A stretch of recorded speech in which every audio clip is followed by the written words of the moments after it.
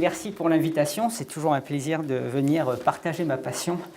Donc, alors ce dont je vais vous parler, c'est effectivement la Terre sous la menace des pierres célestes, prédire et prévenir. Alors ça fait peur, je crois qu'il y a assez de problèmes dans la vie en ce moment, je ne vais pas en rajouter un. Donc en fait, je vais vous montrer qu'au contraire, il ne faut pas s'inquiéter à court terme, c'est un risque certes, et surtout c'est un risque naturel qui est le seul qu'on pourrait prédire et prévenir en menant des actions qui sont tout à fait réalisables et qui nécessitent simplement d'être mises en œuvre. Donc déjà, on peut être rassuré, on a le temps de s'en occuper et on sait comment s'en occuper, il faut simplement le faire. Donc c'est ça que je vais vous montrer. Alors avantage, je vais vous faire un petit rappel quand même sur ces corps qui nous menacent. Donc il faut se rappeler qu'il y a 4,567 milliards d'années, notre système solaire était en fait un disque de gaz et de poussière. Et c'est dans ce disque de gaz et de poussière que se sont formées les planètes par agglomération d'abord des poussières qui se collaient par des forces électrostatiques pour les poussières micrométriques. Puis ensuite, on continue à croître en ce qu'on appelle des planétésimaux qui sont de la taille de quelques mètres, centaines de mètres. Ensuite, en embryons planétaires, de la taille de la Lune ou de Mars. Et puis pour les plus chanceux, eh bien, on accumulé pour former une planète. Et donc, en fait, c'est un petit peu ceci qu'on essaie de comprendre, parce que ça, c'était un film de synthèse, ce n'était pas du tout un calcul, et on essaie de remonter un petit peu l'histoire du système solaire, de comprendre comment les planètes se sont formées. Et pour aboutir d'ailleurs à ce système qu'on connaît bien, avec des planètes telluriques proches du Soleil, et puis des planètes géantes loin du Soleil, et surtout aussi des tas de petits corps qui restent, dont on va parler, qui sont les astéroïdes et les comètes. Alors je ne parlerai pas des comètes, puisqu'en 45 minutes, on n'a pas beaucoup de temps. Je vais vous parler des astéroïdes.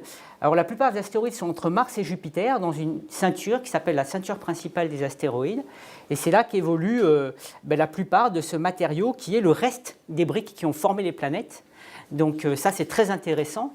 Parce que contrairement aux planètes qui sont très grosses et qui ont chauffé et donc leur composition chimique a été transformée, les astéroïdes sont assez petits pour avoir gardé la mémoire de la composition initiale du système solaire. Donc c'est un peu comme si vous mettez des jaunes d'œufs dans une poêle et vous les faites chauffer, ça se transforme en omelette. Et si je vous montre simplement une omelette sans savoir que vous êtes parti de jaune d'œuf, ce n'est pas évident de le savoir. Et en fait, les astéroïdes sont les jaunes d'œufs qui ont abouti à l'omelette finalement qui est notre système planétaire. Donc en étudiant ces astéroïdes, on remonte aux ingrédients initiaux qui ont permis en fait aux planètes de se former et c'est ce dont on a besoin pour justement comprendre la formation planétaire. C'est pour ça qu'on les étudie. Alors il se trouve que quand même récemment, je parlais de l'actualité, on a trouvé un astéroïde qui est interstellaire. Donc c'est-à-dire il y a un corps qui nous a rendu visite, qui n'est pas du tout actif, donc qui n'est pas glacé comme les comètes, qui quand elles passent près du Soleil, leur glace se sublime et donc ça nous donne cette chevelure bien caractéristique. Donc lui, semblait être un astéroïde, très allongé d'ailleurs, un rapport 10/1, comme une baguette de pain. Et il est reparti.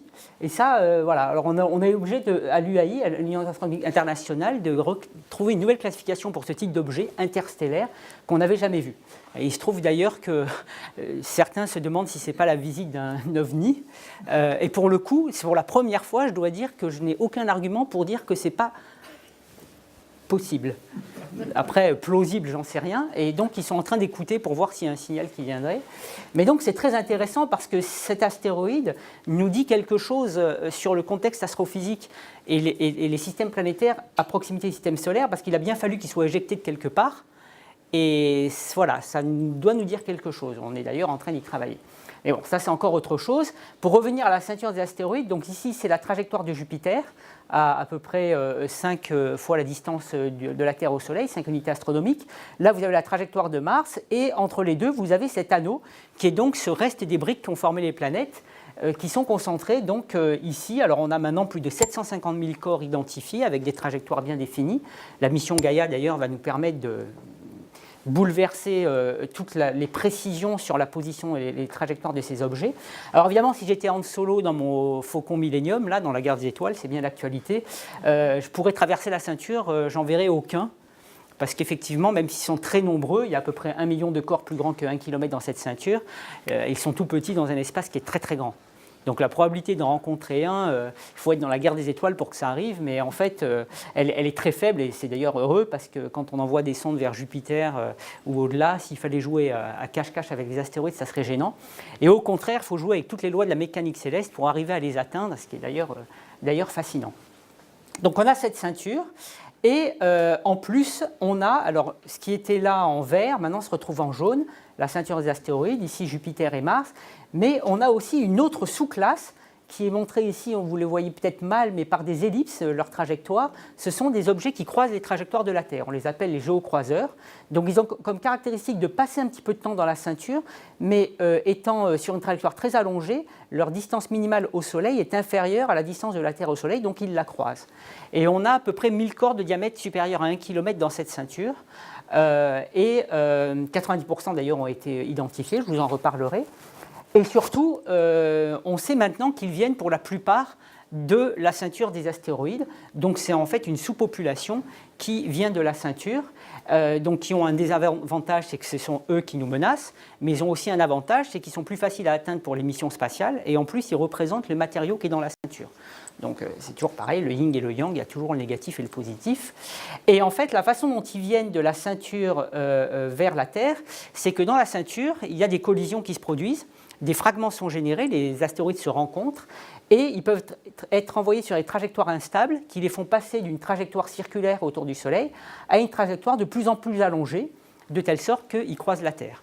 Alors ceci est montré sur un petit schéma qui avait été fait par un collègue italien. Donc dans la ceinture, vous avez parfois des familles qui sont créées, on les appelle d'ailleurs les familles d'astéroïdes. C'est en fait des groupes de fragments qui sont identifiés comme ayant appartenu au départ à un même corps parent. Certains d'entre eux rentrent dans une zone instable. Alors ici, ça s'appelle une résonance. Par exemple, vous avez à 2,5 fois la distance Terre-Soleil une résonance qui s'appelle 3/1 avec Jupiter, très simple à comprendre. L'astéroïde fait 3 tours autour du Soleil en même temps que Jupiter fait un tour. Et cette géométrie répétée eh bien, fait que ça accumule les perturbations de Jupiter sur l'astéroïde et ça le fait passer d'une trajectoire circulaire à une trajectoire très allongée qui va l'amener vers la Terre. Alors pour le faire plus scientifiquement, voilà une simulation qui vous montre la distance moyenne au Soleil. Ça, c'est la région qui croise la Terre. Vous voyez que quand vous êtes dans cette résonance-là, boum, d'un coup, vous êtes envoyé dans la région qui croise la Terre. Et même d'ailleurs, la plupart finissent dans le Soleil. Donc, on a ce mécanisme. Et ça nous permet d'expliquer comment ce matériau est transporté depuis la ceinture des astéroïdes vers la Terre. Alors après, une fois qu'ils sont devenus géocroiseurs, ça se complique parce que leurs trajectoires sont vraiment dépendantes de leur rencontre avec les planètes qui les perturbent. Et c'est pour ça que chacun a une trajectoire différente. Et donc, on ne peut pas résumer l'évolution d'un géocroiseur en n'en observant qu'un seul. Malheureusement, ils ont tous des trajectoires très différentes et qui sont très sensibles aux rencontres avec les planètes. C'est pour ça que quand on fait des calculs dans le temps de l'évolution de ces objets, on est précis à peu près à 20 à 100 ans selon l'objet, parce qu'en fait, l'issue de la rencontre avec une planète dépend sensiblement des conditions initiales avant la rencontre. Vous perturbez légèrement les conditions initiales, vous avez une issue complètement différente. Donc, comme en météorologie, on est précis à 5 jours, et encore, ça dépend. Avec les astéroïdes, on est précis à 20-50 ans, mais il faut les suivre pour pouvoir continuer à prédire leurs évolutions. Donc voilà, ça c'est le résumé de ce que je viens de dire. Ce sont surtout les briques restantes de la formation planétaire. Je pense que c'est ce qui est scientifiquement le plus intéressant. Et effectivement, ils portent aussi un risque de collision et un risque d'impact, sachant que les collisions au départ ont joué un rôle fondamental dans toutes les phases de formation et d'évolution du système solaire. Donc ce n'était pas nécessairement négatif. Au départ, les planétésimaux sont formés par accumulation, par collision. C'était des collisions lentes. Ensuite, on est passé à une phase un peu plus violente où là, on formait des planètes qui étaient très très très chaudes. Après, on a eu des impacts géants. La Lune, qui est formée par l'impact d'un objet qu'on pense être de la taille de Mars. Et maintenant, on est dans une ère de destruction collisionnelle parce qu'une fois les planètes formées, les vitesses relatives entre les corps ont augmenté parce que les planètes ont une masse et attirent les objets. Et maintenant, on est dans cette phase de destruction où on voit effectivement des tas de cratères. Et ce qui est marquant, on en voit partout. On en voit sur toutes les planètes, on en voit sur tous les satellites des planètes, on en voit sur tous les petits corps. Et donc, on sait qu'on est dans cette phase-là. Alors effectivement, sur la Lune, pour nous, est le meilleur témoin des impacts passés depuis les 4 derniers milliards d'années, parce qu'elle a gardé tout, elle a tout enregistré. La Terre, elle a la tectonique des plaques, elle a de l'eau, elle a l'atmosphère, donc les choses s'effacent au cours du temps. Et donc pour estimer quelle a été l'histoire des impacts dans le système solaire interne, ce n'est pas le meilleur candidat. Vénus est très chaude, grosse atmosphère, Mars aussi évolue. Alors la Lune, elle a tout gardé, et donc du coup, on peut estimer le flux d'impact qui a lieu dans le système solaire interne en comptant et en datant les cratères sur la Lune, ce qui a été fait, et ce qui a montré que le taux d'impact au cours du temps est resté en moyenne constant, durant les 4 derniers milliards d'années. Et on peut le calibrer d'ailleurs avec la Terre assez facilement. Donc ça nous dit qu'on a une population qui, en nombre constant, eh bien, fait subir ces impacts. Alors en fait, les géocroiseurs ont une durée de vie d'à peu près 10 millions d'années en moyenne. À la fin, ils finissent dans le Soleil ou éventuellement ils rentrent en impact avec une planète. Mais ce qui se passe, c'est que pendant que des astéroïdes de géocroiseurs évoluent et meurent, eh bien, il y en a d'autres qui naissent dans la ceinture des astéroïdes, puisqu'il y a des collisions et des fragments qui sont à nouveau envoyés. Et donc, on a ce mécanisme de taux de mortalité compensé par le taux de natalité dans la ceinture. Et c'est comme ça qu'on explique qu'on a une population en nombre constant. Ce n'est pas toujours les mêmes objets, mais la population est maintenue. Alors, sur Terre, on a à peu près 190 cratères identifiés. Je dis bien identifiés parce que ce n'est pas du tout évident d'ailleurs de les identifier. Et puis, vous voyez qu'on a 2/3 de la superficie qui est faite d'eau.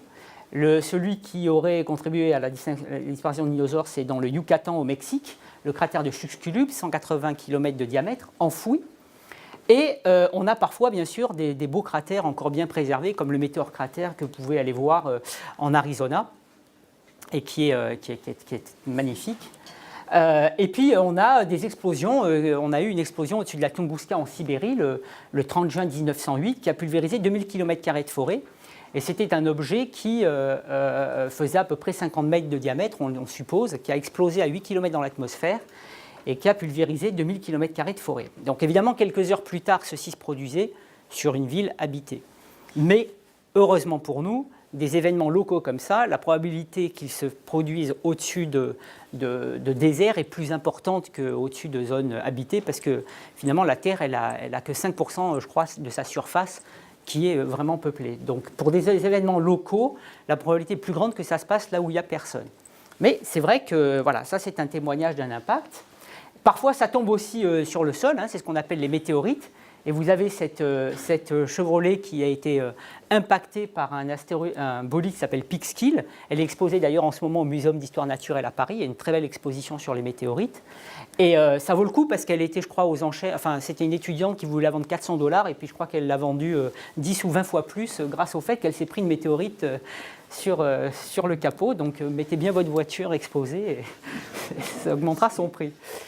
Alors en fait, en dépit de tout ça, la vraie prise de conscience du fait que les impacts sont un vrai risque pour la Terre, eh bien, ça a été l'observation de l'impact de la comète Shoemaker-Levy 9 en 1994 avec Jupiter. C'est la première fois qu'on voyait une collision en temps réel et pas simplement les traces de quelque chose qui s'est passé il y a des dizaines de milliers d'années.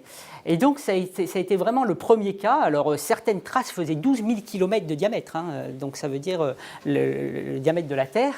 Et donc là, il y a eu déjà, la Commission européenne a commencé à s'interroger, la NASA aussi, et ça a fait prendre conscience du fait qu'on avait un risque qui certes n'est peut-être pas sur des échelles de temps de la vie d'un être humain, mais sur des échelles de temps d'une civilisation pouvait poser problème. Alors après, il y a eu récemment, toujours en Russie, en février 2013, l'explosion d'un bolide au-dessus de la ville de Chelyabinsk. Alors d'ailleurs, à l'époque, je passais à la radio, alors entre Tunguska en Russie, Chelyabinsk, à l'époque, Depardieu partait en Russie et je lui conseillais de ne pas y aller parce que c'était un peu dangereux. Ça se passe toujours là-bas. Mais en fait, c'est parce que la Russie est le plus grand pays en surface, donc voilà, c'est normal aussi. Et alors voilà ce qui s'est passé. En fait, tous les Russes ont des caméras dans leur voiture parce qu'ils veulent prouver quand il y a un accident qu'ils ne sont pas en tort, parce que sinon il y a de la corruption avec les policiers. C'est pour ça en fait qu'il y a eu autant de films. Et vous voyez ici le bolide qui faisait à peu près 15 mètres de diamètre, 15 à 17 mètres, et qui a explosé, équivalent en énergie 35 bombes d'Hiroshima, au-dessus de la ville de Chelyabinsk. Et du coup, parfois, il faut faire attention quand on fait sa pause café, parce que cette dame-là, elle va se prendre son collègue qui regardait par la fenêtre. Voilà le souffle quand même. Et alors ce qui est toujours marrant, c'est l'instinct de survie des êtres humains, c'est que quand on ne sait pas ce qui se passe, on se planque. Et alors il y a tout un film qui montre ça. Là vous voyez, il y a une porte, parfois il vaut mieux pas se mettre derrière la porte parce que voilà, oui quand même. Alors il y a eu 1000 blessés parce qu'en fait les gens, quand ils ont vu cette lumière et ils ont entendu l'onde de choc, ils se sont mis à la fenêtre pour voir et ils se sont pris les débris de verre, puisqu'il y a eu énormément de débris de verre. Donc là, c'est quand même la première fois qu'il y avait quelque chose qui se passait au-dessus d'une zone habitée avec des blessés, alors que ce type d'événement se produit tous les siècles. Donc on voit bien que ça ne fait pas qu'un siècle que les êtres humains sont sur Terre, c'est quand même pas courant. Mais voilà, ça peut arriver et ceux-là, on ne les voit pas venir. On voit la taille de Chelyabinsk par rapport à un 747 ou par rapport à l'impacteur de météore-cratère, c'est un tout petit objet, donc c'est impossible de le voir avant ou alors par coup de chance. Et en fait, tout ça, ça fait prendre conscience que voilà, il y avait quand même un risque naturel, peut-être le moins probable par rapport à tous les autres, mais quand même un risque qu'il fallait considérer. Et du coup, Brian May, le guitariste du groupe Queen, et qui est astrophysicien aussi, qui avait travaillé sur la lumière zodiacale, il a initié un mouvement qui s'appelle Asteroid Day, qui a été repris par l'ONU, en fait, pour décréter que le 30 juin, pour fêter, célébrer, entre guillemets, l'anniversaire de la Tunguska, eh bien, on ferait une journée consacrée aux astéroïdes. Alors au départ, c'était pour éduquer le peuple à la problématique du risque d'impact, etc. Puis après, ils m'ont sollicité pour faire partie de leur groupe et j'ai essayé de mesurer ça en disant non, faut plutôt, c'est pour d'abord éduquer le peuple sur le fait que les astéroïdes, c'est super, très intéressant. Ça nous permet de comprendre comment les planètes se sont formées. Et puis, c'est un risque, certes, mais qu'on peut maîtriser et qu'il suffit de le faire. Voilà. Donc, on a positivé le message, parce que je pense que c'est positif. Et puis, surtout aussi, ça permet, par exemple, dans les cas comme Chelyabinsk, d'expliquer aux gens que quand on voit une lumière dans le ciel, il ne vaut mieux pas se mettre vers les vides, voilà, ce genre de choses. Mais tout en étant positif, parce qu'on n'est pas là pour faire du catastrophisme. Alors, maintenant, pour revenir, alors pardon, ça c'est un diagramme un peu compliqué, mais c'était pour vous montrer la distribution des tailles des géocroiseurs. Donc ça, c'est le nombre d'objets en fonction de la taille, si vous voulez. Et vous voyez que le nombre d'objets augmente plus la taille est petite. Et on estime qu'il y a à peu près 1000 géocroiseurs, comme je vous le disais, plus grands que 1 km de diamètre. Et plus de 90% maintenant ont été découverts. 1 km, c'est le seuil de catastrophe globale, c'est-à-dire qu'un objet de 1 km qui tombe sur Terre, peu importe où il tombe, ça aura des effets à l'échelle mondiale. Aucun ne nous menace, ce qu'on a découvert, à court terme et sur des termes assez longs. Après, on essaie maintenant de découvrir tous les objets plus grands que 140 mètres, parce que 140 mètres, c'est le seuil de catastrophe régionale. De la même manière, peu importe où il tombe, on sait que l'onde de choc atteindra des zones habitées. Donc c'est le seuil minimal pour ça. Bon, c'est à la louche, mais c'est à peu près ça. Et on estime qu'on a à peu près 20 000 géocroiseurs de cette taille-là. Bon, il y a des barres d'erreur, on n'est pas des économistes, encore que même les économistes, barres d'erreur, ils y en ont. Et donc les fréquences d'impact, c'est tous les 10 000 ans. Donc là, ça devient un peu plus... alors les fréquences d'impact d'objets de 1 km, c'est tous les 500 000 ans à 1 million d'années. Donc on voit que c'est des grandes échelles. Là, c'est tous les 10 000 ans, on en connaît à peine 25%. Bon, c'est bien de les recenser. Et puis on a des dizaines de millions de géocroiseurs de taille jusqu'à quelques mètres. Donc on voit qu'on a comme une grosse population. Et petit à petit, on fait le recensement. Voilà l'état des découvertes. Comme je vous disais, pour ceux plus grands que 1 km, on les a à peu près tous découverts. Donc quand c'est bien coloré, c'est connu. Et puis là, c'est la fraction inconnue. Et on voit que plus on descend en taille, plus la fraction verte des inconnus augmente. Alors après, ça, ce sont les effets. Alors ça, c'est pareil, c'est l'intervalle de temps entre les impacts. Donc là, c'est 10 millions d'années, par exemple. Là, c'est 100 ans. Et là, c'est la taille de l'impacteur, ou si vous voulez, l'équivalent en énergie. Donc par exemple, la bombe d'Hiroshima, elle est là. Et vous voyez que très vite, on va bien au-dessus de la bombe d'Hiroshima, même pour des objets de quelques dizaines de mètres de diamètre. On est à plusieurs dizaines de fois la bombe d'Hiroshima. Pour des objets comme la Tunguska, on est bien au-delà. Et puis évidemment, plus on monte dans la taille, plus on atteint des seuils d'énergie énormes. Par exemple ici, à 200 mètres, l'équivalent énergétique de l'impact, c'est tout l'arsenal nucléaire qu'on a dans le monde.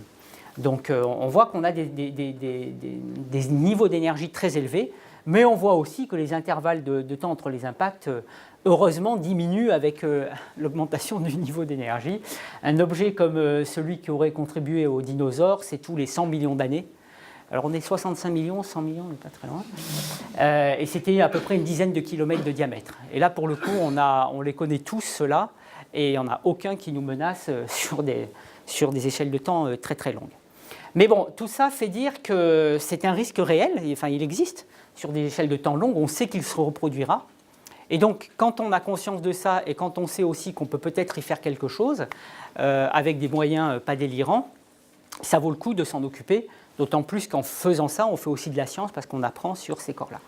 Alors c'est pour ça que dans les années 2004, l'ESA avait créé ce qu'on appelle le Near Subject Advisory Panel, qui était en fait un groupe d'experts qui était là pour faire des recommandations de missions spatiales pour justement faire face au risque d'impact. Et à l'époque, on avait proposé une mission qui s'appelait Don Quichotte, qui a été maintenant repris le nom de HIDA, qui avait pour but de taper sur un astéroïde. Alors en fait, il y avait d'abord un orbiteur qui s'appelait Sancho, qui allait voir un astéroïde, et puis il y avait le projectile Hidalgo qui arrivait derrière, qui tapait dedans, et l'orbiteur mesurait la déviation produite par Hidalgo. Alors en absence de programme et de budget pour cette mission, le projet avait terminé sa phase d'étude en 2007, et puis on l'a réinitié en 2015 avec les Américains sur un projet dont je vous parlerai un petit peu plus tard. Alors pour faire ce qu'on appelle de la défense planétaire, finalement, il y a 3 étapes. Il y a 3 choses à faire, en gros. Il faut prédire, c'est-à-dire pour ça faire l'inventaire de tous les objets, de telle manière qu'on puisse prédire si jamais un impact nous menace. Il faut caractériser les astéroïdes parce que, une fois qu'on veut mettre en œuvre une méthode pour les dévier, il vaut mieux savoir de quoi est fait son ennemi. Et il faut prévenir, dans ce cas-là, ça veut dire si on sait qu'un impact vient, quelle solution on a pour éviter que cet impact se produise. Donc ce sont sur ces 3 choses-là qu'il faut travailler et que je vais vous présenter maintenant pour pouvoir avoir une vision globale et puis être tranquille parce qu'une fois qu'on a atteint la maîtrise de tout ça, voilà, on a un risque en moins. Alors prévenir, donc les objectifs, comme je vous l'ai dit, on a maintenant plus de 90% des objets plus grands que 1 km qui sont répertoriés. Et le mandat de la NASA par le Congrès américain, c'est de découvrir 80% des géocroiseurs plus grands que 140 mètres d'ici 2020. Donc ça avait été demandé en 2005. Ça n'a pas été atteint, bien sûr, puisqu'il n'y a aucun télescope dédié à l'inventaire des géocroiseurs dans le monde. Ce sont en fait des gros télescopes qui en fait, sont ouverts à toute l'astrophysique. Et puis, ils récoltent des données. Et dans les données, parfois, il y a des astéroïdes. Et du coup, on arrive comme ça à faire l'inventaire. Mais donc, en l'absence de télescope dédié, évidemment, ça prend plus de temps.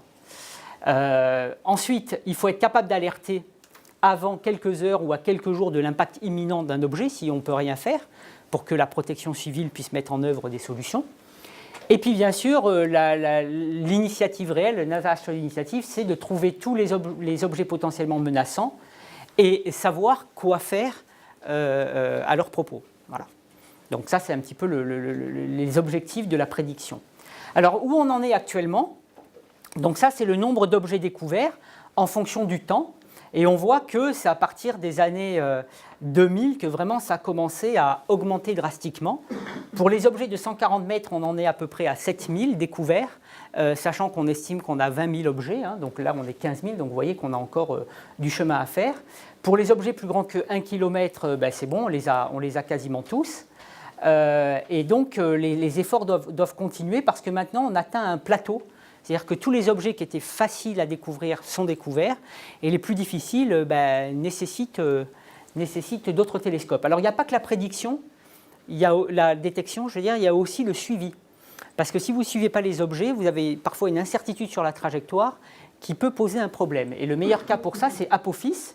Donc Apophis, c'est un objet qu'on a découvert en 2004 et qui va passer en 2029 à l'intérieur de la trajectoire des satellites géostationnaires, à moins de 36 000 km de la Terre. Donc là, vous voyez la Terre, là, vous voyez la trajectoire de la Lune, Apophis va passer par là. Et en 2004, vous voyez ici, ça c'est un zoom, en 2004, eh bien, le problème qu'on avait, c'est qu'il y avait une incertitude sur le passage d'Apophis près de la Terre qui était de plusieurs milliers de kilomètres, 3000 kilomètres. Et à l'intérieur de ces 3000 kilomètres, il y avait une petite zone de 600 mètres qu'on appelle un trou de serrure. Et s'il passait dedans, hop, en 2036, il nous tombait dessus. Et donc, ça, c'était un problème. D'ailleurs, c'était un problème qui, après, nous a fait penser à l'époque, mais qui on prévient d'ailleurs, politiquement Alors, mon collègue américain, il dit « moi, je ne préviens pas Bush. » Moi, je dis « Chirac, je ne sais pas. » Et voilà, non, mais c'est vrai, une fois qu'on a découvert un objet, quelle est la chaîne de décision politique, on y reviendra à la fin, mise en œuvre, parce que ce n'est pas le tout de découvrir, il faut après savoir ce qu'on fait. Alors, heureusement, en remontant dans des observations, des archives d'observation, on a pu réduire l'incertitude et en particulier écarter cette zone de 600 mètres où il devait passer, ce qui a éliminé le risque de collision. Donc on voit que de suivre les objets, enfin les découvrir c'est une chose, mais de les suivre permet de prolonger ou de réduire les probabilités d'impact quand elles sont élevées. Et en général, d'ailleurs, c'est ce qui se passe. Les premières observations donnent une position tellement pauvre, j'allais dire, ça c'est traduction de l'anglais, tellement peu précise que du coup, quand on fait le prolongement dans le temps, il y a plein de solutions qui aboutissent à des collisions. Et là, vous avez, si un journaliste prend ça, enfin à l'époque, ah, ça y est, alerte, et puis 3 jours après, ah ben non, ah ben les astronomes sont nuls, ils ne savent pas calculer. Mais non, c'est parce que la position était mal connue. Donc c'est très souvent que les premières observations donnent des solutions qui aboutissent à des collisions. Puis après, en suivant les objets, les amateurs sont d'ailleurs très importants pour ça, eh bien on réduit toutes les solutions qui amènent à une collision. Donc jusqu'à maintenant, ça a toujours été le cas, et on espère que ça sera le cas encore. Alors du coup, pour les prochains programmes, les programmes actuels n'atteindront pas cet objectif d'arriver en 2020. En fait, il faudrait beaucoup de temps parce que le taux de découverte ajoute seulement 2% par an d'objets découverts plus grands que 140 mètres. Donc il faudrait énormément de temps. Par contre, on a des gros télescopes qui vont arriver, le LSST, qui lui, d'après les prédictions, permettrait de découvrir tous ces objets d'ici à peu près 15-20 ans. Donc ça, c'est une bonne nouvelle, parce que sinon, on peut aller dans l'espace. Alors évidemment, si on va avec des projets spatiaux, on avait montré d'ailleurs à Nice, avec le groupe Thales, qu'en mettant un satellite autour de Vénus, en 5 ans, on pouvait tous les découvrir et même faire le suivi. Mais bon, ça coûte beaucoup plus cher d'aller dans l'espace, et en l'occurrence, il faut faire des choix quand on fait du spatial. Il vaut mieux aller dans l'espace quand on n'a pas le choix. Or, là, j'estime qu'il n'y a pas une énorme urgence. Même si on le fait en 20 ans, c'est déjà très bien. Et c'est faisable depuis le sol grâce au LSST. Donc, il y a quand même de forts espoirs qu'on atteindra l'objectif. Peut-être pas aussi rapidement que certains le souhaiteraient, mais on devrait l'atteindre, y compris depuis le sol. Alors, sachant qu'il y a quand même un projet américain ENEOCAM qui est en phase de sélection, qui, s'il est lancé, un projet spatial, lui, fera ça encore plus rapidement. Donc, il y a de bons espoirs pour ce qui est la prédiction. Alors après, il y a la caractérisation. Alors, le problème de la caractérisation, c'est à quoi ressemble un astéroïde depuis le sol. Donc, vous voyez, c'est une petite traînée sur la sphère céleste, parce qu'évidemment, il bouge vite par rapport aux étoiles. Et donc, à partir de là, on sait qu'on a découvert un astéroïde quand on a fait plusieurs observations qui retrouvent cette traînée, parce que ça pourrait être un rayon cosmique sinon. Et à partir de là, on essaie d'en déduire des choses. Alors, depuis le sol, on peut éventuellement avoir une idée de la taille, parce qu'en fait, on n'a que la luminosité. Il nous faut une information supplémentaire pour avoir la taille. On peut avoir une idée de la taille, de la forme grâce aux courbes de lumière, éventuellement de l'activité, comme une comète, est-ce qu'il est actif, est-ce qu'il dégage. On peut aussi avoir la période de rotation, sur combien il tourne sur lui-même. D'ailleurs, il y en a certains qui tournent en moins d'1 minute sur eux-mêmes. Ils vont très très vite. La composition par spectroscopie, donc on regarde dans quelle longueur d'onde il réémet la lumière, on compare avec les éléments sur Terre, ça nous donne une idée de la composition, mais attention, c'est pas grand-chose parce que c'est la fraction de lumière réfléchie sur les premiers micromètres de surface, donc on n'a pas idée de l'hétérogénéité, et en plus l'astéroïde c'est un petit point lumineux, donc en fait c'est intégré sur tout l'objet, donc c'est très sommaire, mais ça nous a permis de classer les astéroïdes quand même, selon qu'ils soient carbonés, silicatés. On peut éventuellement avoir des données de température, la présence d'un compagnon. Ici, par exemple, c'est une image radar. Alors là, quand un objet passe très près de la Terre, on peut observer par radar et avoir un meilleur modèle de forme, comme Toutatis ici, qui est un objet fait de deux rochers liés par la gravité. Mais là, par exemple, on a pu observer un objet qui s'appelle Florence et qui a 2 compagnons, 2 petites lunes, comme la Terre et la Lune. Donc ça, c'est l'avantage. Quand on peut vraiment avoir des images, on fait des grands pas en avant, mais les modèles radar restent des modèles, donc on n'est même pas sûr que ce soit réel. Et on n'a rien sur les propriétés de surface détaillées, sur la structure interne, qui, on va le voir, est quand même une information importante pour vouloir dévier un astéroïde, et puis aussi sur la composition détaillée. Donc pour ça, il faut aller dans l'espace. Alors, on a fait plusieurs missions pour aller voir des astéroïdes. Ceci vous montre le deuxième plus gros astéroïde, c'est Vesta, qui fait 130 km de diamètre, 530 km de diamètre, qui a été survolé par la mission Dawn, qui est maintenant sur le plus gros, qui s'appelle Cérès, 950 km de diamètre. Et là, vous voyez un petit peu les tailles des astéroïdes qu'on a soit survolés ou visités. Et vous voyez qu'on a une très grande diversité de tailles. On passe de 530 km à 320 mètres pour Itokawa. Donc c'est quand même pas pareil, parce que 530 km, vous parcourez plus de la moitié de la France, 320 mètres, vous allez juste en face et vous y êtes. Et ça, c'est très important parce que, évidemment, l'attraction de surface d'un corps dépend de sa taille, enfin de sa masse. Et donc, sur Vesta, si je saute, je retombe. Sur Itokawa, le simple fait de vous parler en m'enthousiasmant, je ne redescends pas. Il faut simplement quelques centimètres par seconde pour s'échapper de la gravité d'Itokawa. Donc quand on veut faire des missions spatiales pour aller interagir avec ces corps, il faut vraiment prendre compte ce problème-là parce qu'on ne concevra pas une mission de la même façon pour Vesta ou pour Itokawa. Pour Vesta, vous allez dessus, vous voulez creuser, vous appuyez, vous restez. Sur Itokawa, vous allez dessus, vous appuyez, le simple fait d'appuyer, la pression est plus forte que la gravité. Donc, ou alors il faut vous ancrer. Mais vous ancrer, ça veut dire qu'il faut que vous sachiez de quoi est fait la surface, qu'on ne sait pas a priori. Et il peut se passer ce qui s'est passé avec Philae sur Rosetta, parce qu'on peut se planter dans les hypothèses qu'on fait. Et ce n'est pas grave d'ailleurs, puisqu'on est là pour explorer. Mais voilà, il faut savoir que c'est une complexité supplémentaire. Plus on va dans les petits, plus c'est difficile. Alors, par ailleurs, regardez Vesta, 530 km par rapport à la Terre, c'est quand même tout petit. Hein. Et pourtant, si ça arrivait sur nous, on serait mal, mais il n'y en a aucun qui vient vers nous. De cette taille-là, ils sont tous tranquilles dans la ceinture et très stables. Donc, quand même, pour vous parler d'Itokawa, puisque c'est quand même le premier géocroiseur avec lequel on a interagi, donc il se trouve que j'avais la chance de pouvoir suivre cette mission Hayabusa au Japon. Donc ça, c'était une maquette d'Hayabusa avec les membres de l'équipe. Donc c'est une mission qui est partie en 2003 pour aller voir cet astéroïde Itokawa dont on ne savait rien. Alors je ne vais pas vous faire toute l'aventure, et pourtant il y a plein de péripéties assez... c'était une aventure à la Indiana Jones, hein. Donc, mais je suis obligé de faire court. Donc on ne savait rien sur cet objet, et voilà ce qu'on a vu. Quand on est arrivé, c'était un objet fait de gravier, sachant que l'idée c'était d'aller récolter un échantillon, de le ramener sur Terre. Donc là c'est compliqué, où est-ce qu'on se met quand on voit un truc comme ça? Donc ça c'est Tokyo à l'échelle, hein, 540 mètres de diamètre. Et puis surtout, il est tellement petit qu'on ne s'attendait pas à avoir autant de débris à la surface, parce que comme je vous disais tout à l'heure, cette surface-là, il n'y a pas d'attraction. Or, la seule possibilité de former des débris en principe, c'est les impacts et les éjectats qui retombent. Comme sur la Lune, le régolithe lunaire, hein, c'est la poussière qui est accumulée par les impacts et les éjectats qui retombent. Quand vous faites un impact sur Itokawa, les vitesses des éjectats, c'est de la dizaine à la centaine de mètres par seconde. Et pour s'échapper, c'est quelques centimètres par seconde. Donc tout part. D'autre part, il n'y a pas beaucoup de cratères. Donc on nous disait, là, il y a un truc. C'est pour ça qu'on ne s'attendait pas à ça. Et on s'est aperçu en mesurant sa densité qu'il est très peu dense. Il fait 2 grammes par centimètre cube, donc 2 fois plus dense que l'eau. Donc il y a beaucoup de vide à l'intérieur. Et donc on a compris que probablement, cet objet, c'est un agrégat qui a été formé par réaccumulation de fragments lors d'une collision. Parce qu'en fait, les objets aussi petits que ça, leur temps de vie par rapport aux collisions que les astéroïdes subissent est très faible par rapport à l'âge du système solaire. Donc ça veut dire qu'ils sont nécessairement d'au moins deuxième génération. Ils sont issus d'un corps plus gros qui a été détruit. Et c'est comme ça d'ailleurs qu'il est arrivé vers la Terre, comme je vous expliquais tout à l'heure. Alors on a fait des simulations pour comprendre ça. Donc ici, c'est une simulation où je pars d'un objet c'était 25 km de diamètre. On le casse avec des énergies d'impact typiques dans la ceinture des astéroïdes, et on regarde ce qui se passe.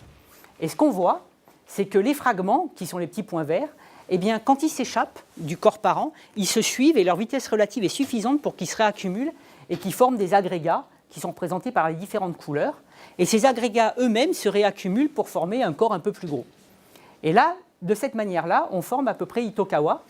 Et surtout, ce qui est intéressant, c'est que vous voyez que les fragments les plus petits reviennent plus tard parce qu'ils sont éjectés plus vite au départ et ils ont besoin de sentir la gravité du corps grossissant pour revenir.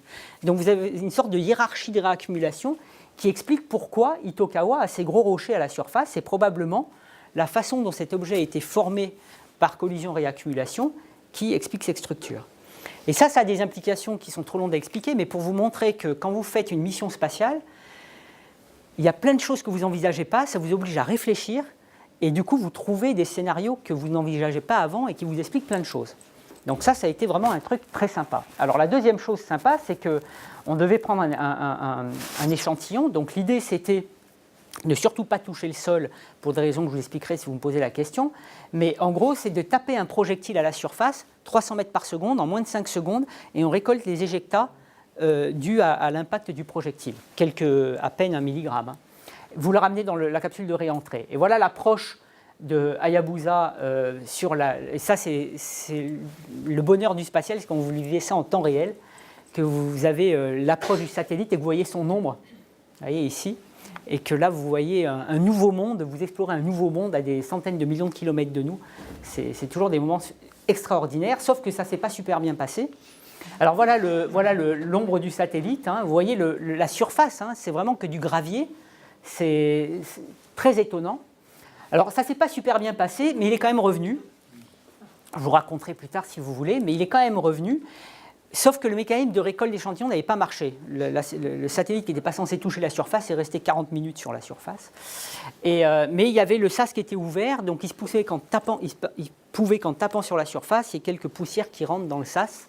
Et c'était un petit peu le pari qu'on faisait. Alors il est revenu sur Terre en 2010. Et voilà tout ce qui a été mis au point pour récupérer et voir s'il y avait la capsule de réentrée et voir s'il y avait des échantillons dedans. Et ça a été une telle prouesse, parce que si je vous racontais toutes les péripéties, c'était complètement improbable. J'ai fait un gros pari d'ailleurs qu'elle reviendrait avec quelqu'un, j'ai gagné, je suis bien content. Mais pour vous dire que c'était vraiment pas gagné. Et c'était une telle fierté nationale que la Claire Chazal ah ben oui, non mais attendez.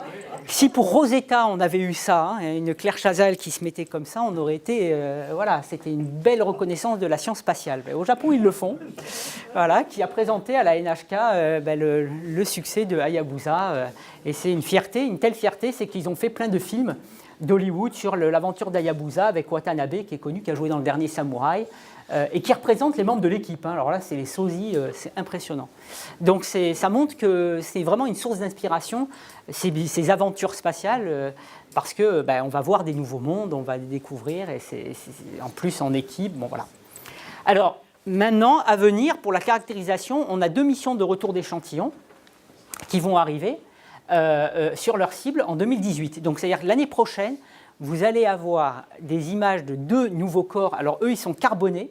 Donc Ryugu, 900 mètres de diamètre, et Bennu, 535 mètres de diamètre, puisqu'il y a une mission japonaise, Hayabusa 2, et une mission américaine, qui vont ensemble aller voir 2 astéroïdes différents, 2 corps dont on n'a aucune idée de comment ils sont, et qui sont potentiellement riches en matière organique. L'idée, c'est de ramener de la matière organique de ces astéroïdes, parce que certains scénarios qui ont d'ailleurs été construits à Nice prédisent que les astéroïdes ont apporté l'eau sur Terre, et peut-être même les ingrédients qui ont permis à la vie d'émerger. Et pour ça, il faut pouvoir analyser la structure de la matière organique qu'ils contiennent pour voir si elle est compatible avec celle dont on pense qu'elle peut être à l'origine du vivant. Je prends toutes les précautions d'usage. Mais voilà l'idée, c'est d'essayer de voir quel a été le rôle des astéroïdes dans l'émergence de la vie sur Terre. Et on aura 2 échantillons de 2 mondes complètement différents. Alors, les Japonais ont mis d'ailleurs à bord un atterrisseur du CNES, donc de l'Agence spatiale française, et du DLR, avec un instrument d'ailleurs fabriqué ici, Microméga, un spectromètre infrarouge qui va faire de la composition in situ. Et vous voyez ici le déploiement de cet atterrisseur. Alors évidemment, on est dans des conditions encore pires que Rosetta, sauf qu'il n'y a pas d'activité, mais le corps est beaucoup plus petit, donc la gravité est beaucoup plus faible. Comment va rebondir l'atterrisseur, etc. Donc c'est là où les jeunes sont très contents, parce que ça leur permet de faire des thèses pour simuler les rebonds d'atterrisseurs. Et on voit ici des simulations numériques dans les conditions de gravité de cet astéroïde Ryugu. Donc on voit ici, quand on prend du gravier, ça rebondit bien. Si la surface est il y a moins de friction, il peut rester. Et ce genre de simulations sont faites pour préparer l'arrivée du satellite sur l'astéroïde et guider le choix d'atterrissage, parce qu'on peut savoir dans quelles conditions il rebondit plus ou moins. Sachant qu'on ne veut pas trop qu'il rebondisse, parce qu'il a une durée de vie quand même limitée. S'il ne fait que rebondir, on ne pourra pas faire les analyses. Donc, mais c'est toujours les challenges. Voilà. Et alors l'autre challenge, parce que ce n'est pas assez compliqué bien sûr pour les Japonais, c'est qu'ils ont mis à bord une petite boîte. Alors cette petite boîte-là, elle va être déployée. Et puis le satellite, vous allez voir pourquoi tout de suite, va partir, se mettre derrière l'astéroïde. Alors en fait, c'est parce que cette boîte, elle contient un explosif qui va exploser, par définition, pour donner l'énergie cinétique à un projectile qui va taper à 2 km par seconde dans l'astéroïde. Donc vous allez voir le truc là. Alors, voilà, et là, on fait un cratère. Alors, pour vous donner les différences de culture, vous montrez ça au Japon, pour eux, c'est normal. Vous montrez ça à l'ESA, en Europe, oula, ils sont fous de mettre un explosif dans le satellite. Effectivement, c'est un peu risqué. Mais l'idée, c'est de faire un cratère pour d'abord révéler la structure interne et éventuellement aller récolter un autre échantillon dans le cratère pour avoir une différence de composition. Voilà, c'est des gros challenges. Alors évidemment, après, il y a des simulations numériques qui sont derrière pour dire quelle est la taille du cratère en fonction de la porosité donnée. Il faut travailler là-dessus. Et ensuite, il y a Osiris-Rex qui, elle, va prendre un autre échantillon d'un autre astéroïde, et là il vise 60 grammes. Donc Hayabusa 2, c'est le même principe qu'Hayabusa, le petit projectile que je vous ai montré, qui peut récupérer 1 milligramme au plus. Les Américains, eux, ils visent plus gros comme normal. Et dire que c'est enregistré, tout ça. Bon. Et alors donc, voilà, c'est un cylindre qui va dégazer de l'azote, et ça va créer une sorte de vortex, de tourbillon, et toute la poussière va pouvoir être réaccumulée, et on vise 60 grammes à 2 kg de matière, selon l'état de surface. Donc ça aussi, ça va être assez intéressant, parce que là, on peut vraiment faire beaucoup de science avec 60 grammes, même avec 1 milligramme d'ailleurs. Donc ça, très très intéressant. Donc ça, c'est les deux projets de caractérisation à venir. Et je vous montre quand même, je ne résiste pas, le passage le 25 septembre 2017 d'Osiris-Rex près de la Terre, qui a fait un survol pour pouvoir utiliser l'énergie de la gravité de la Terre pour aller rejoindre Bennu. Et vous voyez ici la Lune et la Terre. Et c'est là qu'on se dit qu'on est vraiment tout petit. Hein. On est vraiment un petit vaisseau spatial qui voyage comme ça. Et on devrait être comme dans un bateau, tous faire équipe et puis faire en sorte que tout marche bien. Parce que franchement, quand on voit ça, c'est un peu fou. Donc, alors maintenant, prévention, pour finir. Alors la prévention, donc il y a plusieurs techniques. Vous avez dû, si vous lisez les journaux de scientifiques populaires, vous avez dû entendre parler de plein de techniques pour dévier les astéroïdes. Alors toutes paraissent élégantes sur le papier, certaines plus que d'autres, mais aucune n'a été testée. Et certaines, quand on y réfléchit bien, en pratique, sont infaisables. Donc l'idée, c'est d'élaborer un concept et puis de le tester, de telle sorte qu'après, on est sûr qu'on a au moins une technique maîtrisée pour dévier un astéroïde. Parce que c'est comme pour les avions, enfin les avions, la technique aéronautique, maintenant on la maîtrise bien, n'empêche qu'on teste toujours un avion avant de le vendre à une compagnie pour être sûr qu'il vole. Ben là c'est pareil, si on veut pouvoir être sûr qu'une méthode marche, il vaut mieux pouvoir la tester. Et c'est ce qu'on essaie de faire. Et surtout, même si le risque est faible, en fait on a une opportunité. On a une opportunité de faire en sorte qu'on le maîtrise. Et je pense qu'il faut le faire pas parce qu'on en a besoin, mais parce que c'est important. Parce que se préparer quand on en a besoin, ça peut être trop tard. Et pour les générations futures, puisqu'on travaille pour elles, ben c'est bien de pouvoir mesurer ça, d'autant plus qu'avec ça, on développe des technologies, on fait de la science, etc. Donc c'est dans ce cadre-là qu'on a proposé une étude avec l'ESA et la NASA qui s'appelle AIDA, et qui consiste en fait à faire 2 missions qui sont indépendantes pour pouvoir vérifier si on est capable de modifier la trajectoire d'un petit corps et donc vérifier qu'on a une méthode de déviation qui marche. Alors l'idée, c'est d'aller voir un astéroïde double, donc qui s'appelle Didymos. Vous voyez ici le corps central, et ça c'est sa petite lune, hein, comme la Terre et la Lune. La petite lune fait 163 mètres de diamètre. Alors pour faire un test de déviation, on ne veut pas dévier un astéroïde de sa trajectoire autour du Soleil, parce que si on le dévie mal, pour faire un test, on produit un cas réel, non. Donc, celui-là, il tourne autour de celui-là, et ce qu'on va faire, c'est qu'on va taper sur la petite lune pour dévier la petite lune de sa trajectoire autour, donc modifier la période autour du corps central. De telle manière qu'au final, comme il est tout petit par rapport au gros, ça ne perturbe pas la trajectoire autour du Soleil du système, mais on pourra mesurer la petite déviation qu'on aura produite au cours du corps central.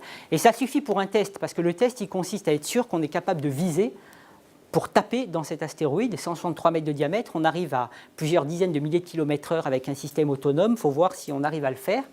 Et puis ça permet aussi, avec l'observation, de calibrer tous les modèles d'impact, modèles numériques, et être sûr qu'on a bien compris cette physique pour pouvoir l'extrapoler à d'autres scénarios. Alors malheureusement, la partie européenne, la partie américaine, elle, on continue à financer, mais c'est dans un programme qui était optionnel à l'Agence spatiale européenne. Je ne sais pas si vous savez comment fonctionne l'Agence spatiale européenne, mais il y a un programme scientifique et puis il y a des programmes optionnels où c'est un petit peu à la carte quelle nation veut participer. Et ce programme était dans un programme optionnel. Et si AIM a eu l'attention de beaucoup d'États membres, ben, il nous a manqué un État spécifiquement qui fait qu'on n'a pas atteint le budget. Le directeur général de l'ESA, plutôt, qui voulait faire cette mission, n'a pas atteint le budget pour pouvoir l'approuver. Et donc, ça a été un énorme échec, mais plusieurs États membres ont demandé qu'à la prochaine ministérielle, une autre proposition soit faite pour pouvoir continuer le projet, parce que la NASA, de son côté, continue et on voudrait que ce soit une coopération internationale. Alors ça, c'est les messages qui ont été donnés, mais voilà la nouvelle mission qu'on est en train d'étudier. Donc, c'est une mission dans laquelle on a en fait, en gros, réduit le nombre d'instruments pour la rendre moins chère. Et on a notamment une caméra, un CubeSat, vous savez, ces espèces de mini-satellites, je vous en parlais, un LIDAR et puis quelques options pour un lancement en 2023. Alors l'idée, c'est d'arriver donc vers l'astéroïde binaire, on part en 2023, on arrive en 2026, on va le caractériser, c'est-à-dire voir de quoi il est fait, parce qu'en fait on n'a aucune idée, on n'a jamais vu un corps dans l'espace aussi petit. 165 mètres de diamètre, on ne sait pas ce que c'est. Donc déjà, même scientifiquement, si je n'ai qu'une image de cet objet, j'ai déjà énormément de choses à dire. Donc ça serait très bien. Ensuite, on va déployer 2 CubeSats, un qui va faire des mesures de la composition de l'astéroïde et un autre qui pourrait, par exemple, atterrir sur l'astéroïde et voir comment elle réagit. Donc ça serait un test technologique parce qu'en fait, l'idée, ça serait de tester la communication de petits satellites avec un satellite mère. Maintenant, ce qu'on essaie de faire quand on fait de l'exploration planétaire, c'est d'envoyer un satellite mère et d'envoyer des petits satellites avec qui prendront les risques que le satellite mère ne peut pas prendre. Donc par exemple, ici, aller voir à proximité l'impact du projectile américain. Puisque quand le projectile américain arrive, le satellite européen s'écarte et évidemment, parce qu'il va y avoir des éjectats, etc. Et là, les CubeSats pourraient, eux, observer à très faible distance ce qui se passe. Et donc, on aurait ce satellite qui arrive à 10 km par seconde et qui tape, et on mesure ainsi la déviation. Et après ça, on aurait aussi la taille du cratère mesurée par le satellite européen. Parce que ça nous permet, on a les conditions initiales de l'expérience d'impact, on a le résultat final, on a une vraie expérience d'impact à l'échelle d'un astéroïde pour calibrer toutes les simulations numériques qui peuvent après, avec meilleure confiance, s'appliquer aux autres scénarios possibles. Et sachant, comme je vous l'ai dit, que les collisions ont eu un rôle majeur dans toutes les phases de formation et d'évolution du système solaire, et donc de pouvoir comprendre cette physique à l'échelle réelle va nous permettre de mieux contraindre les modèles d'évolution collisionnelle durant l'histoire du système solaire, puisque pour l'instant, tout ça repose sur des paramètres ad hoc qui ne sont pas du tout contraints. Donc là, on aurait des contraintes très intéressantes. Donc c'est ça l'idée. Alors pour mesurer la masse, bon, je n'ai peut-être pas le temps d'expliquer ça. Ce que je veux vous dire, c'est les phases d'implémentation. On veut arriver au Conseil de l'ESA en 2019 avec l'étude faite en parallèle avec les Américains. Et puis surtout, c'est une manière d'effectuer un test de validation planétaire en collaboration internationale. J'insiste là-dessus parce que dans des contextes actuels de tensions géopolitiques, etc., on a un super message à donner les scientifiques, c'est que pour nous, la science, elle n'a pas de frontières. Et qu'on est tous très heureux de travailler tous ensemble et que c'est important la coopération internationale parce qu'on est plus capable de faire des grandes missions à l'échelle d'un pays et voire même d'un continent, et c'est très important de maintenir ça. Donc ne serait-ce que pour ça, c'est très important de maintenir ces collaborations et puis aussi de maintenir des missions qui offrent une visibilité unique et un enthousiasme du public. Alors ça ne doit pas être évidemment le critère primordial, mais c'est important de le prendre en compte parce qu'en ce moment, les jeunes, ils manquent un peu d'inspiration et le spatial et l'astronomie sont vraiment des domaines qui font rêver. Et je pense que c'est aussi notre rôle, quand on peut le faire, encore une fois, ce n'est pas le critère déterminant, mais quand on peut le faire, c'est important d'en tenir compte. Et enfin, dans le contexte des missions ESA futures, une mission Petit Corps manque drastiquement puisque toutes les missions sont maintenant connues. On a eu Rosetta. Et les prochaines missions, on le voit, il n'y a aucune mission Petit Corps définie. Donc ça veut dire que toute l'expertise acquise avec Rosetta serait en quelque sorte perdue. Et puis des tas de jeunes qui ont travaillé là-dessus voudraient pouvoir continuer. Donc ça fait partie un petit peu des enjeux qu'on a à ce que cette mission se fasse. Et on espère qu'elle se fera pour un coût qui n'est pas très grand par rapport aux grandes missions scientifiques. Donc ça reste une petite mission. Voilà, alors au niveau de la coordination internationale, pour en finir rapidement, j'ai tenu dans les temps, à 1 minute près, je suis presque là. Au niveau de la... Non mais c'est important. Au niveau de la coordination internationale, alors comme je vous disais tout à l'heure, qu'est-ce qu'on fait si un impact nous menaçait vraiment ? Et pour l'instant, on n'avait pas de solution. Donc à l'ONU, eh bien, il y a un groupe de travail qui a mis en place une structure. Donc en fait, il y a deux comités. Un comité qui est le comité d'experts des astéroïdes, qui s'appelle le International Asteroid Warning Network, qui sont tous les observateurs, les théoriciens, etc., qui travaillent là-dessus et qui sont capables de définir si un impact va nous arriver dessus. Et un groupe qui contient toutes les missions spatiales, les agences spatiales qui s'intéressent au problème. Donc dedans, il y a l'ESA, la JAXA, il y a même le CNES, il y a l'ASI, toutes les agences spatiales, et qui, elles, peuvent implémenter une mission. Sous l'égide de l'ONU, puisqu'il faut qu'il y ait une décision derrière ça politique, parce qu'on ne veut pas laisser un pays faire une mission de déviation ou prendre prétexte d'un astéroïde pour en fait balancer un truc ailleurs. Voilà. Donc voilà, ça nécessite une organisation et des points de contact aussi pour la communication avec le public aussi, parce que, comme je vous l'ai dit tout à l'heure, parfois les journalistes prennent des choses un petit peu rapidement. Donc ça, c'est en train de se mettre en place au niveau de l'ONU. C'est en train, hein, ce n'est pas encore complètement fait. Donc c'est un travail qui est en train de se faire et qui sera important pour justement un petit peu cadrer les choses du point de vue international. Voilà, je termine en vous rappelant pourquoi est-ce qu'on explore les astéroïdes. Alors c'est parce que ce sont nos amis, d'abord, hein, parce qu'ils ont conservé la composition initiale du système solaire, comme je l'ai dit tout à l'heure, ils ont créé la Terre, ils ont apporté l'eau et les minéraux, ils ont apporté le matériel chimique, ils ont tué les dinosaures, c'était quand même important pour nous.